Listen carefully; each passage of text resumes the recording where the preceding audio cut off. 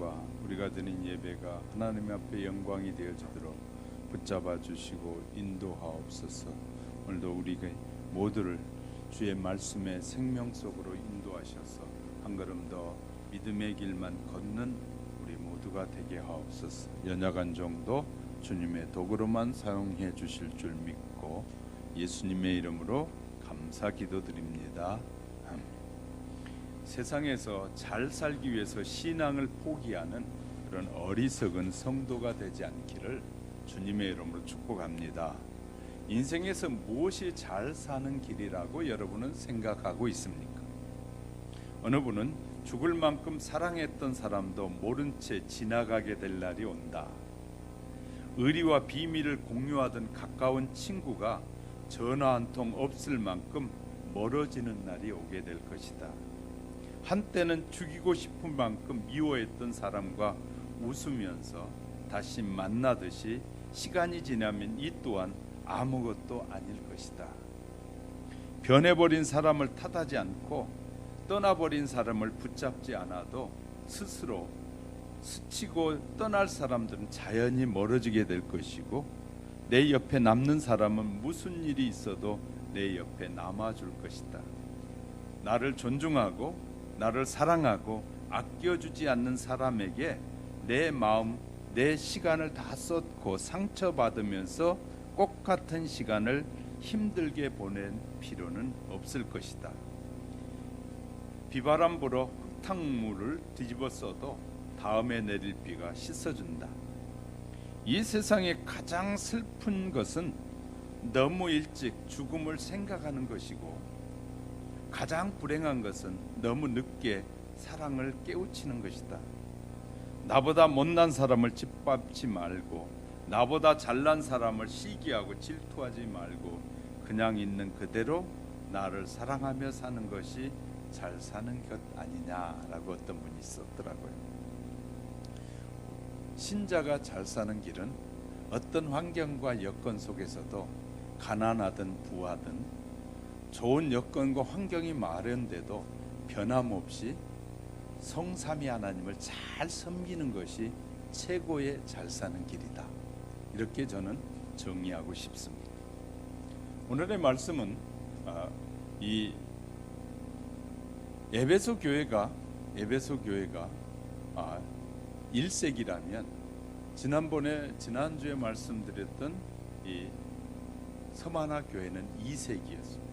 그리고 오늘 말씀드리는 버가모 교회는 3세기의 시대상을 우리에게 말해주기도 합니다. 그래서 이 계시록을 통해서 우리에게 그 시대와 어떤 믿음을 가졌고 어떤 사람들이 하나님을 잘 섬겼고 또 주님으로부터 칭찬을 받았고 주님으로부터 징계를 받는다고 말씀하시는지를 듣게 됩니다. 서기 313년에 로마 황제였던 콘스탄티누스가 기독교인으로 개종하게 됩니다. 그 이후에 기독교회가 로마 제국의 국교로 바뀌게 됩니다. 놀라운 국면 전환이 생긴 것인데 왜 이런 일이 일어났을까를 우리는 생각해 봐야 됩니다. 사탄은 핍박과 죽음으로 서만화 교인들을 협박해 봤지만 결국 실패하고 마른 것이, 한 사람이 순교하면 100명의 그리스도인들이 생기는 것이었습니다. 그래서 사탄은 교회를 로마 제국의 국교로 만들어서 교회 속에 엄청난 돈과 명예와 인기가 쏟아져 들어오도록 유도하기 시작합니다. 극렬한 핍박에도 그리스도인들의 숫자가 계속해서 늘어나게 되자 콘스탄티누스 황제는 핍박을 중지하고 자유를 허락하는 포고령을 내리게 되는데, 이 포고령을 이 역사서에 보면 밀라노 칙령이다라고 하고 있어요. 서기 313년에 있었던 포고령입니다. 교인들은 자신의 편으로 끌어들이기 위해서 교인들을 정권을 안정시키기 위한 그런 결정을 내리게 되는데, 그래서 AD 313년에 태양신을 섬겨왔던 황제가 기독교로 개종하는 놀라운 사건이 생겼으며, 황제가 개종하자 그들을 따라 수많은 태양신을 섬기는 신도들이 교회 안으로 밀려 들어오기 시작합니다. 교회로 들어온 태양신을 섬기는 교도들과 이 로마 황제의 요구에 따라서 진리는 이 타협을 하기 시작하게 됩니다. 황제는 태양신의 지도자와 교회의 지도자를 불러서 태양신과 기독교회를 적당하게 혼합 종교를 만들라고 황제가 요구하게 됩니다. 이로써 제자들이 세워놓은 교회와 이 이교도의 가르침을 받아들인 이상한 그런 종교로 변질이 시작됐습니다. 버가모라는 뜻의 이름은 높은 성, 높이 들린다라는 의미를 가지고 있는데 핍박의 시대에도 이 굳건하게 지켜왔던 신앙이 번영의 시대로 들어오자 믿음이 무너지고 그 순결함마저 잃어버리게 됩니다. AD 313년에 황제가 교회를 통해서 국교를 선포하자 교회는 이 위치가 높아졌어요. 황제가 우리나라 국교다 그러니까 이 위치가 높아지게 됐고 인기가 막 올라가는 그런 종교가 됐습니다. 그 결과 버가모 교회는 세속과 타협의 길을 걷기 시작했다. 오늘 기독교를 역사를 통해서 우리 세상의 번영에 빠지는 위험성도 살펴볼 것이고, 그리고 신앙을 병들게 한 이유를 살펴가는 사이에 저와 여러분에게 조금 더 큰 하나님의 은혜가 임하시기를 주님의 이름으로 축복합니다. 첫 번째는 그런 교회를 향해서 예수님의 경고와 책망이 동시에 이어지게 됩니다. 세상과 타협하는 모습을 바라본 예수님께서 본문 12절에서 버가모 교회의 사자에게 편지하기를 좌우의 날성검을 가지신 이가 이르시되, 이런 위기에서 구하기 위해서 일하시는 예수님의 모습은 좌우의 날선 검을 가지십니다 라고 표현해 주고 있습니다. 버가모 시도에 예수님은 왜 그렇게 묘사했을까? 교회를 위기에서 구하기 위해서 좌우의 날선 검, 즉 하나님의 말씀이 분명하게 세워져야 하기 때문입니다. 태양신의 우상 숭배와 배도가 하나님의 교회에 밀려 들어올 때 좌우의 날선 검처럼 예리한 하나님의 말씀이 최고의 방어책이 되기 때문인 것입니다. 13절에 잘 보세요. 내가, 그 말은 내가 버가모가 내 예수님의 이 이름을 굳게 잡아서 내 충성된 증인 안디바가 너희 가운데 곧 사탄이 사는 곳에서 죽임을 당할 때에도 나를 믿는 믿음을 저버리지 아니하였도다. 그 시대에 예수님은 안디바의 신앙을 가진 성도들을 칭찬하신 거예요. 안디바의 신앙을 가진 성도를 칭찬하셨다. 안디바는 버가모에서 순교당한 성도들 가운데 대표적인 인물을 안디바라고 말했어요. 그런데 안디바라는 이름에는 대항하는 교부라라는 의미가 담겨져 있는데, 당시 교부라고 불려졌던 교회 지도자들의 대항하는 성도를 말하기를 안디바다라고 말했다고 합니다. 로마 제국이 교회를 국교로 인정하면서 교회는 사람들에게 인정을 받기 시작했어요. 그리고 교회 조력자들의 요구에 순응하기 위해서 그렇게 이제 너희에게 우리가 위상을 높여줬으니까 너희도 우리의 말을 좀 들어줘야 되지 않느냐 하는 그 말에 타협의 길을 걷기 시작합니다. 이러한 때에 안디바라고 불리던 소수의 성도들은 타락한 교회 지도층에 대항하여 일어나게 됩니다. 그것은 하나님의 뜻이 아니지 않습니까? 하고 대항했다고 말해요. 안디바라고 불리는 소수의 사람들이 대항했는데, 타협과 세속의 길을 걷는 지도자들에게 하나님의 진리를 위해서 목숨을 바친 사람들, 이런 사람들을 안디바라라고 불렀습니다. 충성된 증인 안디바 이야기에서 우리는 배워야 할 교훈이 있는데, 지도자들이 교회를 세속화하고 타락시키는 주역을 할 때 순결한 믿음과 진리를 지키자고 했고, 저항하는 음성을 내면서 일어섰던 성도들은 주님으로부터 칭찬을 받게 됐다 하는 겁니다. 이 시대의 부흥과 개혁을 위해서 기도할 뿐만 아니라 진리를 지키기 위해서 일어나 외치는 종들은 하나님께서 그 교회를 위해서 보낸 종들이다.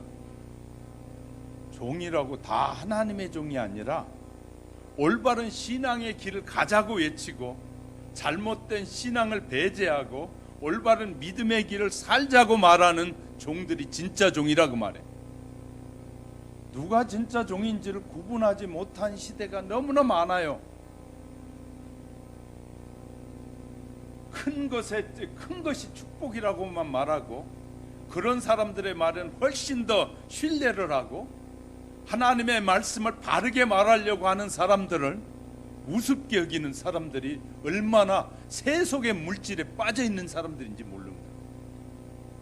세속 문화에 빠지면 자꾸 큰 것, 엄청난 이 역사를 일으켰다라고 하는 그것을만 보면서 축복이라고 말하는 거예요. 그들이 믿음을 정말 지키고 있느냐를 보는 것이 아니라 겉 외형만 보다가 결국은 신앙까지 팔아먹게 되는 사람들. 우리는 올바로 분별력이 없으면 무엇이 하나님의 종이 어떤 종인지를 구분하지 못할 때가 너무나 많은 것이. 본문 14절 15절에 보면 버가모 내가 두어 가지 책망할 것이 있다. 버가모 교회에 두어 가지 책망할 것이 있나니 거기 내게 발람의 교훈을 지키는 자들이 있도다. 발람이 발락을 가르쳐 이스라엘 자손 앞에서 걸림돌을 놓아 우상의 제물을 먹게 했고 또 행음하게 하였느니라. 이와 같이 내게도 니골라당의 교훈을 지키는 자들이 있도다. 예수님께서는 버가모 교회 안에 두어 가지 책망할 것이 있다고 말씀하셨는데 그것은 발람의 교훈과 니골라당의 교훈을 받아들인 교회의 타협을 책망하시는 거예요. 발람의 교훈이란 건 무엇이냐? 구약에 나오는 발람은 하나님의 선지자였습니다. 모압 왕이었던 발락이 주는 뇌물을 청탁을 받고 이스라엘을 저주하려고 오게 되는 사람이 발람이에요. 그러나 하나님께서 그것을 가로막자 간교한 거짓 선지자였던 모압 왕에게 이렇게 새로운 제안을 하게 되는데 모압의 예쁜 여자들을 골라서 이스라엘 중에서 하나님의 뜻을 따라 살겠다고 하면서 이 모압을 축복하려고 하는 것을 가로막는 자들을 이쁜 여자를 통해서 그들을 유혹하라는 것입니다. 유혹해서 그들이 그런 유혹에 빠지면 하나님이 그들을 싫어할 것이다. 그러니까 그들이 이 모압 사람들의 발락의 적이 아니라 이제 같은 동류의 사람이 될 것이다. 유혹에 빠지면. 그렇게 제안했더니 모압 왕 발락이 예쁜 여자들을 다 이렇게 모아다가 이스라엘의 지도자들을 이렇게 아직도 물질에 흔들리는 지도자들에게 전부 다 이 여자들을 통해서 타락시켜 버렸다는 거예요. 그 내용을 지금 말하고 있는 것이죠. 그렇게 해서 타락한 결과가 하나님의 심판이 어떻게 나타나냐면 24,000명이 죽게 되는 그런 심각한 타락으로 이어지게 되는 겁니다. 다시 말해 돈과 명예에 빠졌다고 말이에요. 발람의 교리는 돈과 명예와 세상에 빠진 사람들, 이는 발람의 교훈이라고 말하는 것입니다. 이교도들의 신앙을 받아들이고 하나님의 교회가 치명적인 영적인 죽음의 상태로 들어가게 하는 것입니다. 버가모 교회가 그런 배도가 일어나기 시작했다. 버가모 교회 안에 또 교회가 받아들였다고 14절에 내가 거기에 발람의 교훈을 지키는 자가 있다. 교회가 세워지고 300년이나 계속되면서 300년이 지나면서 이 성도들은 핍박에 지치게 되고 이교도였던 로마 제국의 콘스탄틴 황제는 자신의 왕권을 안정시키기 위해서 태양신을 믿다가 갑자기 기독교로 개종하는 놀라운 일이 그 시대에 일어나요. 그랬더니 지금까지 힘들었던 사람들이 우리가 이제 기독교가 됐으니까 우리 이제 자유롭게 살 수 있고 편안하게 살 수 있구나 라는 생각을 하게 됩니다. 그래서 AD 313년에 교회의 자유를 허락하는 밀라노 칙령이 내려지게 되는데 이 사건을 기점으로 불법 종교가 이제 그때까지만 로마 종교는 태양신을 섬기는 종교였는데, 그래서 태양신 외에는 전부 불법 종교다라고 했는데 이것이 합법화가 되게 됩니다. 이제 기독교가 합법 종교가 된 거예요. 나라의 합법 종교가. 교회가 로마 제국의 공식 종교가 됐는데 그 결과 황제의 뒤를 따라서 수많은 이교도들이 교회 안으로 밀려들어오기 시작합니다. 교인들의 숫자가 급속하게 늘어남에 따라 교회는 타협과 부패가 빠르게 진행되고 있는 것입니다. 핍박하에서는 순결함을 유지했던 교회가 자유와 이 물질과 번영이 찾아오자 타락하고 부패하게 됐다라는, 이것이 기독교 역사입니다.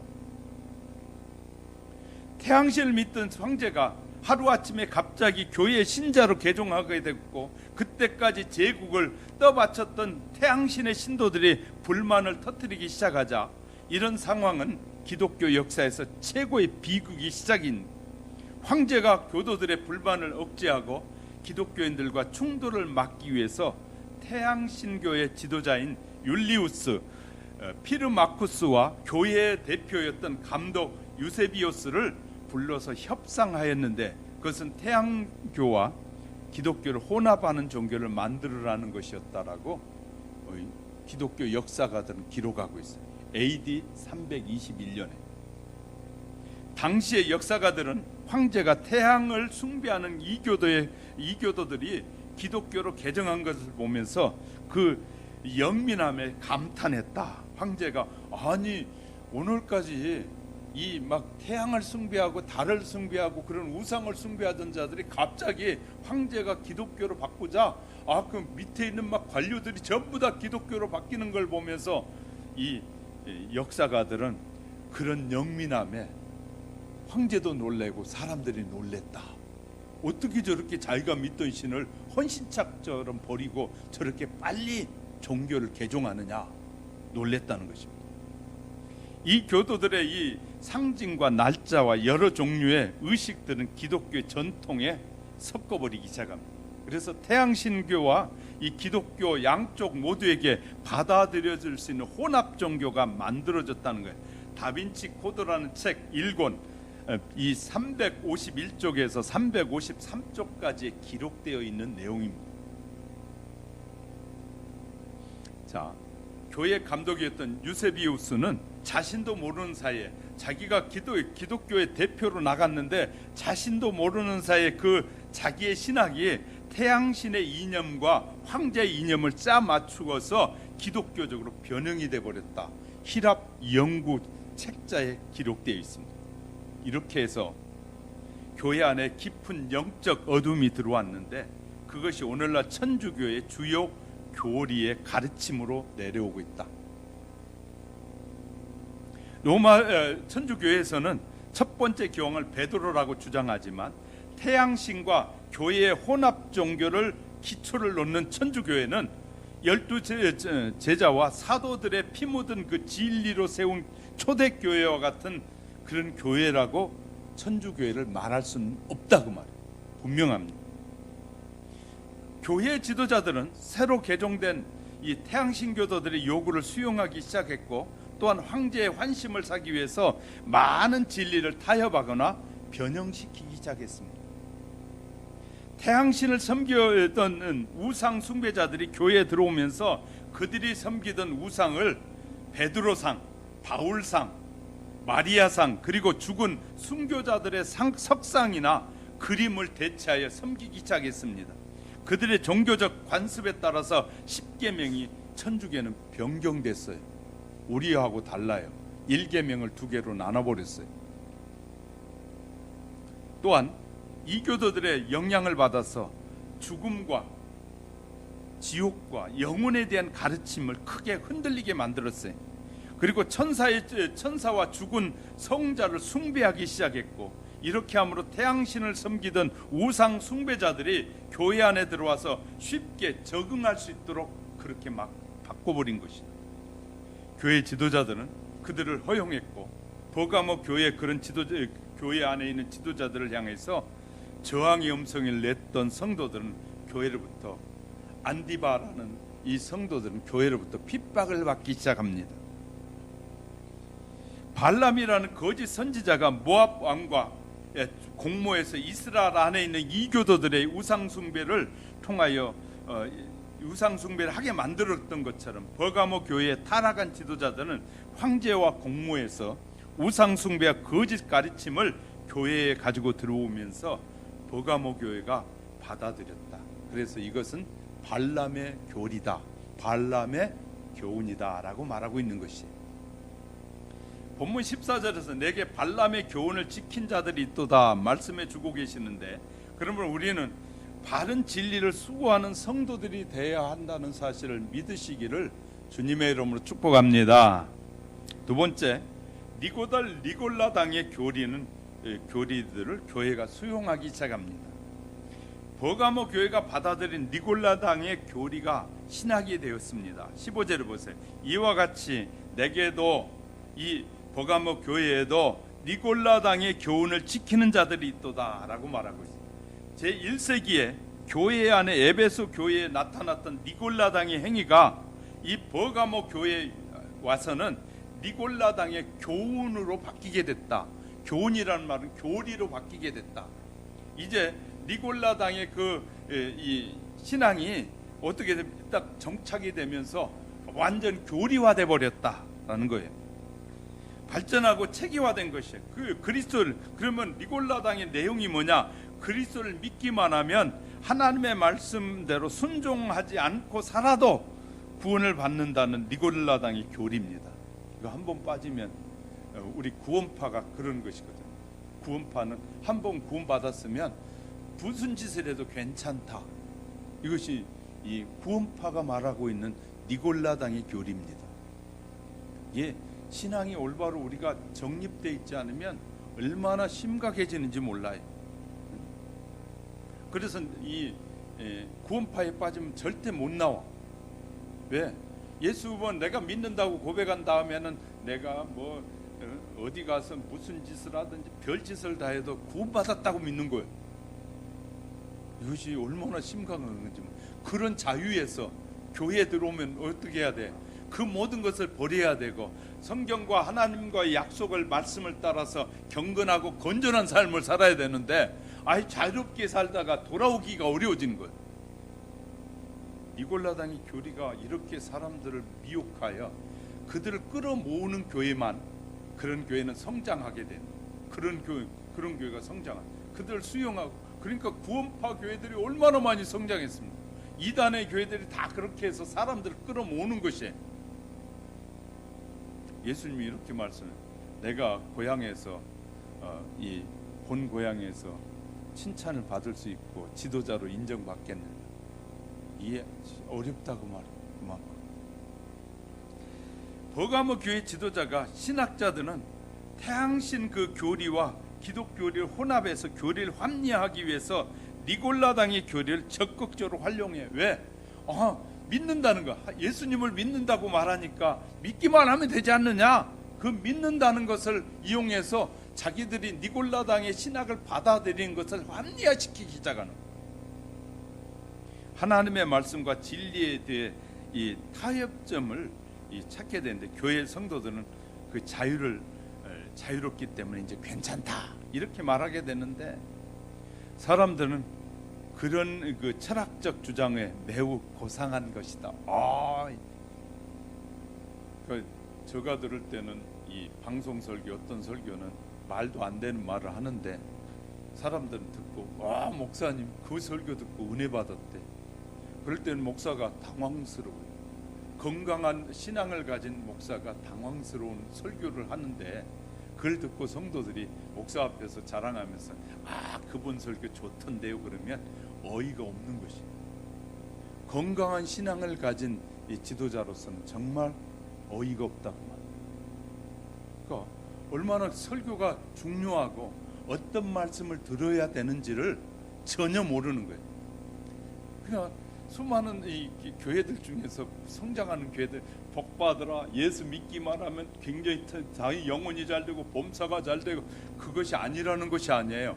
그 말씀 속에는 진리의 말씀대로 바르게 살 때 영혼이 잘 되고 범사가 잘 된다는 것이지, 그렇게 살지 않고 그냥 믿습니다 그렇게 말하고 행동 따르고 믿음 다르게 사는 사람이 복되다는 말이 아니거든요. 그런데 그 말보다는 메시지를 전하면서 하나님의 축복이 있을 겁니다, 잘 될 겁니다, 여러분 영혼이 잘 된다 이러면 다 그 교회가 성장하고 부흥하니까, 그런 교회를 바라보면서 뭐냐면 진리를 말하는 이 지도자들은 굉장히 핍박을 받게 되는 거예요. 우리 이제 분별력을 알지 못하면, 그래서 저는 이 설교 준비할 때마다 감사할 수밖에 없는 것이, 하나님의 진리 안에만 머물게 하려고 하나님 붙드심을 느끼기 때문에 저는 감사할 수밖에 없는 거예요. 지금 여러분이 다 저의 설교에 대해서 다 깨달지 못할 수 있어요. 그러나 언젠가는 알게 될 것입니다.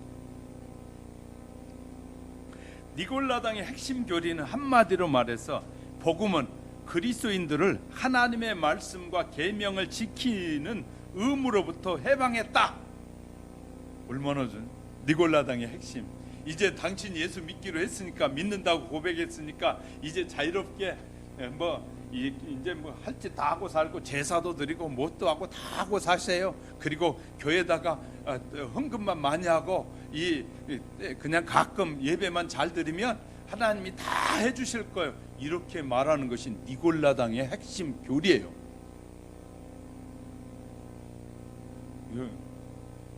우리가 하나님의 진리를 바르게 알면 이 말씀대로 사는 자체가 축복인데, 그렇게 자유롭게 사는 것이 축복이라고 하는 게 니골라당의 핵심 원리라고 말해요. 그래서 사도 바울은 이렇게 말해요. 삶이 아니라 중요한 것을 말해요. 그리스도 안에서 얻은 자유란 무엇이냐? 사도 바울은 이 부분을 명확하게 설명해요.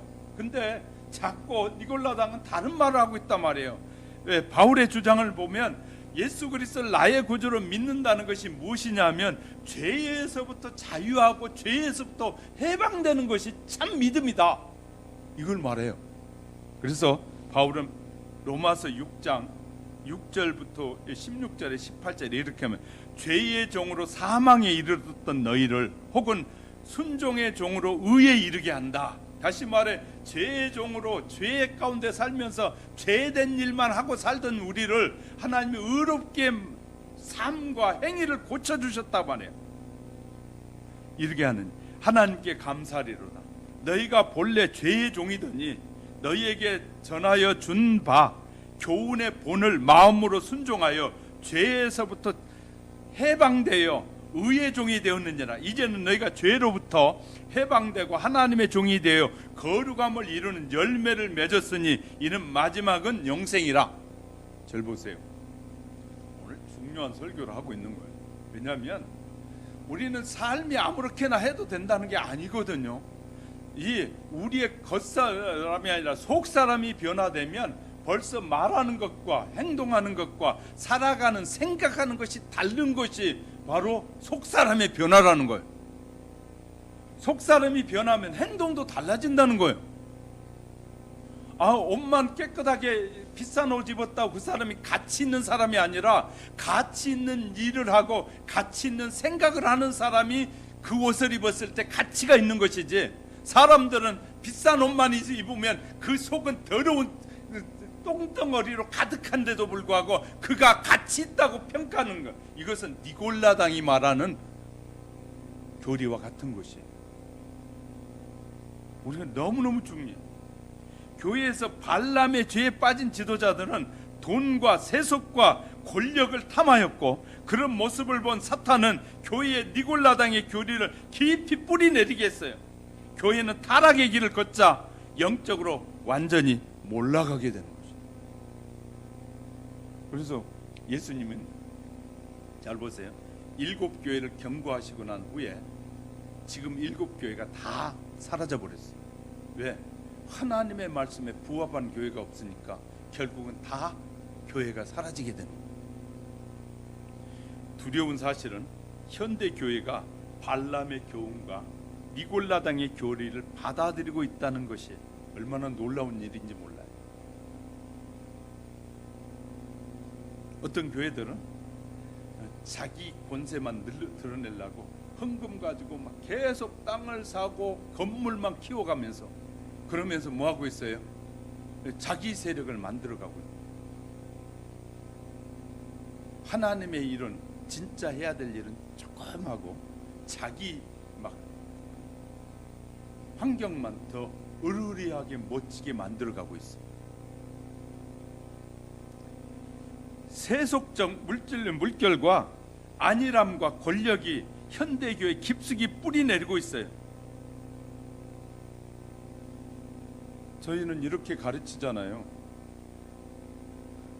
다른 교회 나가면 그 교회 잘 나가시라고 전도하지 말고 다른 사람 전도하라고 그러잖아요. 어떤 큰 교회는 이렇게 말해요. 작은 교회에 있어도 다 우리 교회를 끌고 오라는 거예요. 끌고 오라는 거예요. 자기 교회는 복 있는 교회고 다른 교회는 복이 없는 교회예요. 그러니까 교회 간판에 이렇게 써붙여놨어요. 우리 교회 와서 설교 말씀 들어보세요. 우리 교회 와서 설교 말씀 들어보세요. 그리고 딱 누구만 찾아, 이단과 잘못된 종교들은 누구만 찾아다니냐면 꼭 신자들만 찾아다녀. 믿는다는 집만 찾아다녀. 그렇게 해서 뭐예요? 영혼을 노략질해 가는 거예요. 아니, 우리 교회가 크면 어려운 적은 교회가 주위에 있으면 그 교회 가서도 좀 섬기라고 해서 보내면 얼마나 좋겠어요. 그 교회는 굶어 죽든지 상관 안 해. 나만 배불리면 돼. 그래서 예수도 안 믿는 사람들이 유튜브에 이런 거 올렸어요. 한국 교회 지도자들, 큰 교회 지도자들은 이런 위기 상황에 교회 예배도 못 드리게 하는데 입도 하나 뻥끗 못하고 다물고 있다. 그래도 안 믿는 교수가 그런 얘기를 하고 있어요. 벙어리가 돼 있다. 세상에 왜? 저희들은 걸릴 거 없거든요. 자기들은 1년 2년 저기 문제가 돼도 예배 안 드려도 이 교회가 없어질 일이 없거든요. 왜? 새 속에 물들면 그렇게 되는 거거든요. 주님이 교회에 문을 닫는데 문을 닫는 것을 보면서 나와 상관없다고 말하는 사람들이, 지도자들이 많단 말이에요. 통곡할 일 아니겠어요? 주님의 교회는 무너지는데 세상 무너지는 거에 더 관심을 가진 애들이 무슨 예수를 믿는 사람이냐 말이에요. 정말 답답한 일.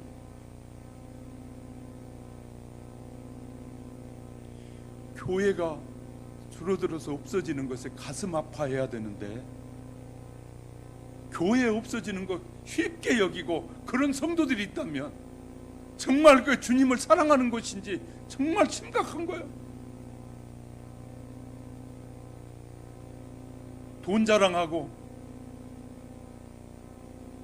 명예 자랑하고 건물 자랑하고 그러면서 남의 교회가, 적은 교회들이 무너지는 것을 돌아도 안 보는 지도자, 양심에 못 박힌 사람들 아니에요.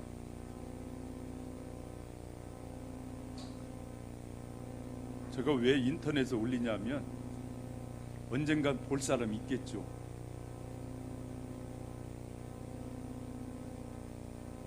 자유의 의미를 곡해시키는 주장이 마치 진리인 양 포장되어서 쏟아져 나오고 있는 거예요. 지금 그 결과 많은 사람이 불순종과 세속적인 삶을 살면서 나는 구원받았다, 나는 예수 믿는다고 입으로 시인했으니까 구원받았다, 삶과 행위는 전혀 엉터리인데도 불구하고 그렇게 말한다고 말해. 내가 예수를 제대로 믿었다면, 결단했으면, 하나님 앞에 맡기면 버리게 하고 끊게 하고 도와주시는 하나님의, 이것이 정확하게 이루어지지 않으면 우리는 그냥 언젠가는 믿겠죠, 언젠가는 구원받겠죠. 그건 아니란 생각이, 오늘 결정하지 않으면, 내일로 미루는 것은 마귀가 좋아하는 일이에요. 오늘 결정해야 돼. 오늘 과감하게 잘라버리고 살아야 된다는 거예요. 이런 신앙에서 우리는 하나님이 함께 하시는 은혜를 경험하게 된다는 사실을 믿으시기를 주님의 이름으로 축복합니다. 세 번째 볼게요. 하나님의 호소, 예수님의 호소와 약속이 함께 주어지게 됩니다. 16절에 보세요. 그러므로 회개하라. 그리하지 아니하면 내가 내게 속히 가서 내 입의 검으로 그들과 싸우리라. 예수님께서 발람의 교리와 니골라당의 교리를 받아들인 교회를 회개하라고 호소합니다. 그냥 징계해버려도 되는데 회개하라고 말하는 것은 내가 너희에게 마지막이라도 기회를 갖고 있다. 너희가 돌아오길 바란다. 발람과 니골라당의 교리를 믿는 사람들이 회개하지 않으면 예수님의 입에서 나온 검, 이 뭐야? 말씀으로 하나님이 심판하시겠다. 말씀, 검이라는 것은 검은 조개잖아요. 잘라내잖아요. 심판하잖아요. 그러니까 예수님이 말씀으로 심판하시겠다 그 말이에요. 싸우겠다고 선언합니다. 타락한 교회는 예수님의 보살피고 인도하는 교회가 아니라 싸우는 교회입니다. 예수님과 싸우는 교회. 오늘날 예수님과 싸우는 교회도 있어요. 교회가 받아들인 발람의 교리와 니골라당의 교리가 얼마나 악하면 예수님께서 직접 검을 들고 나가서 싸우시겠다고 하냐 말이에요. 발람의 교리와 이 니골라당의 교리를 믿고 따르는 사람들과 싸우겠다고 말이에요. 사탄과 싸우겠다고 말이에요.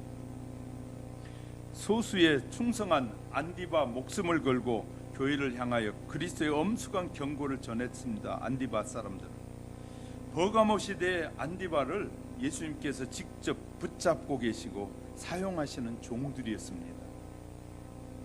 세상을 살아가는 사람들은 발람의 죄에 빠진 교회 지도층을 지도층들 그 길을 그냥 따라가고 있어요. 자, 17절에 보세요.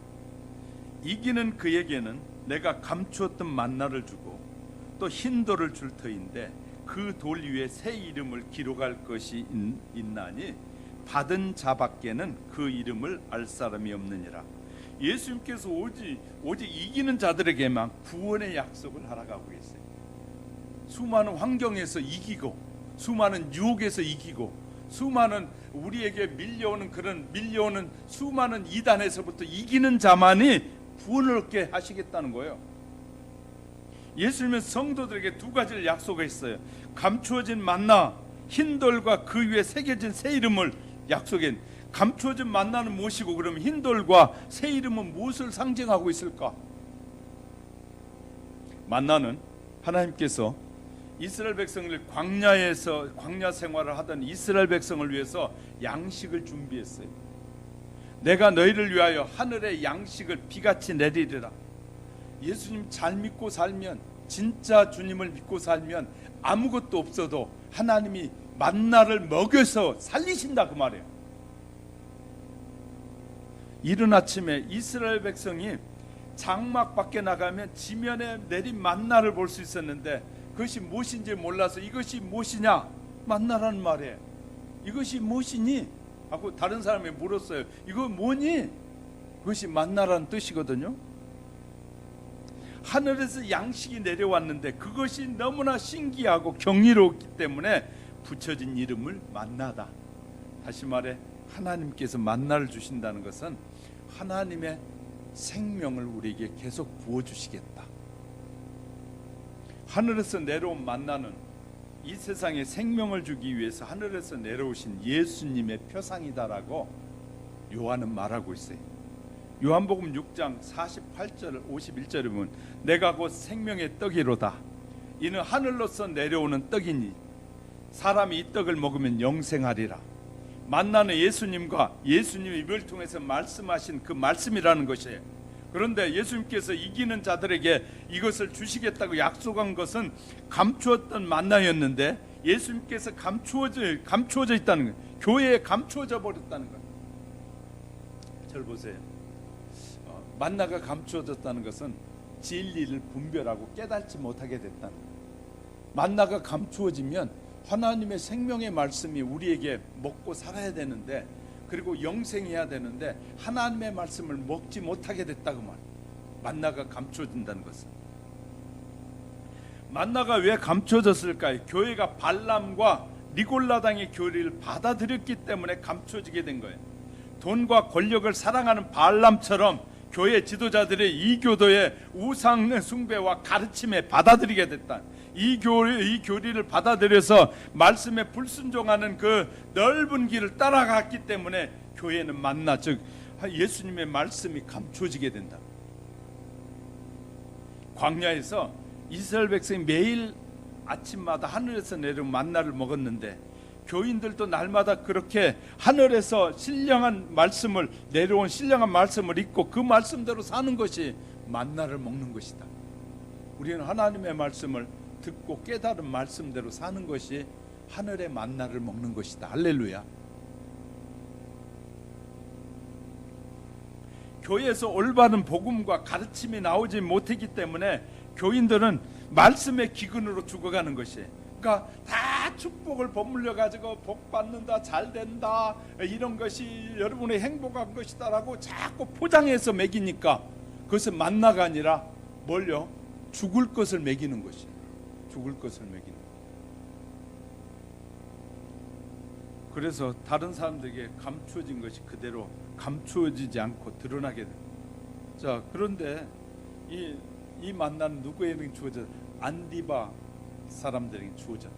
다시 말해 하나님이 성령으로 계속해서 깨닫게 하시고, 그러니까 안디바가 됐다는 것은 성령이 우리에게 계속해서 주의 말씀을 깨닫게 해서 변함없이 양식을 먹게 하는 것이다. 할렐루야.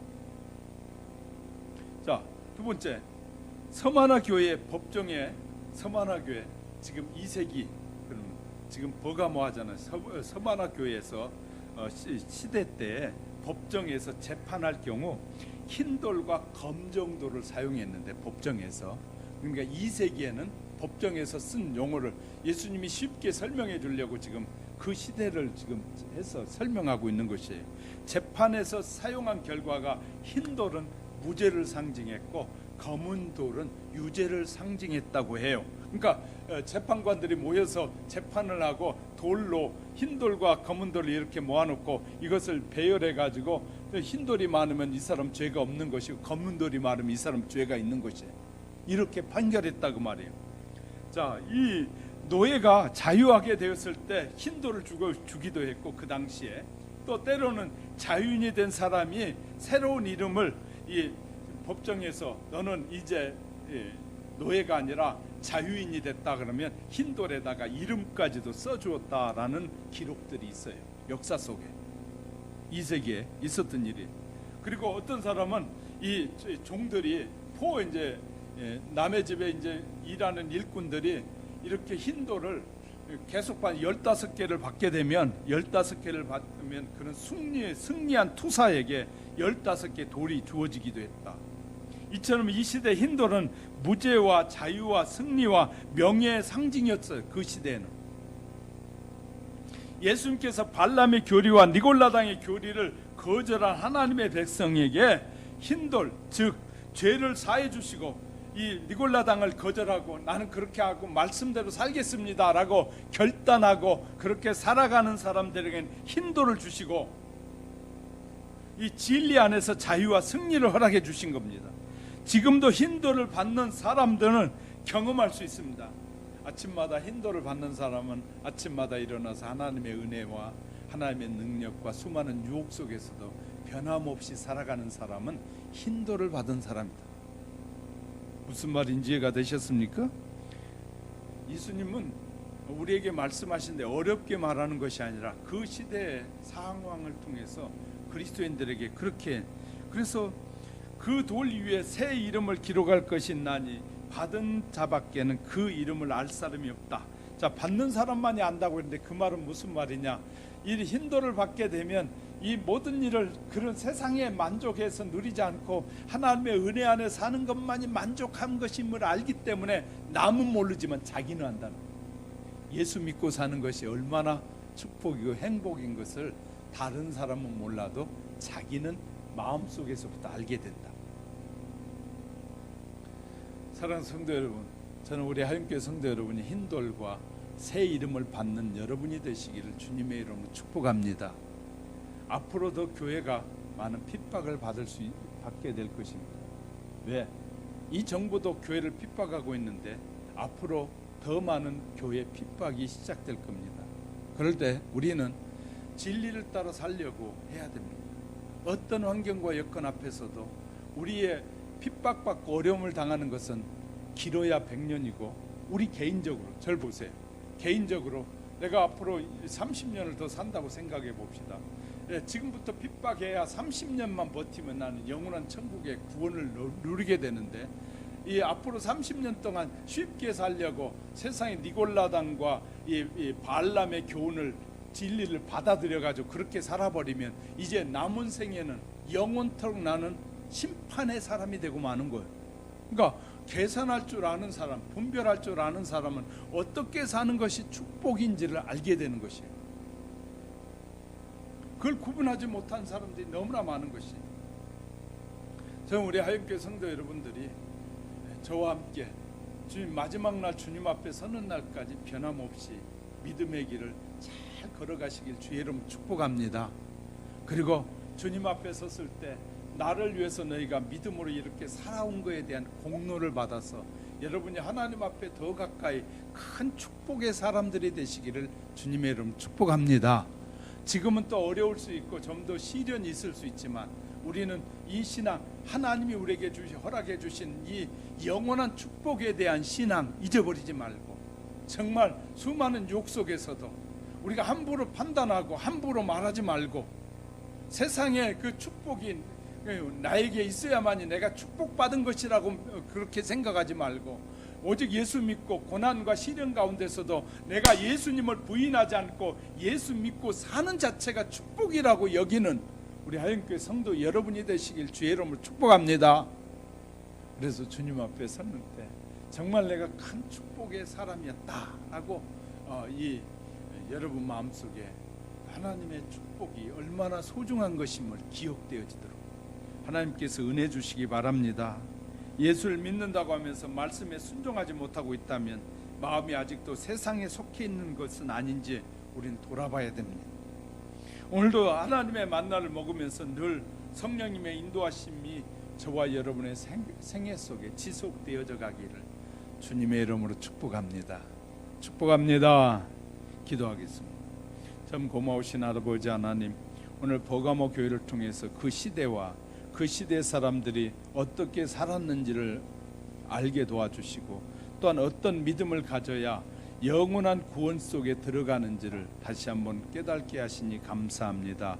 우리 한 사람 한 사람이 향하신 하나님의 뜻이 날마다 이루어지게 도와주시고 우리가 열심히 주의 말씀을 듣고 믿고 배우고 순종하여 하나님 앞에 영광이 되도록 우리를 사용하여 주옵소서. 예수님의 이름으로 축복하며 기도드립니다.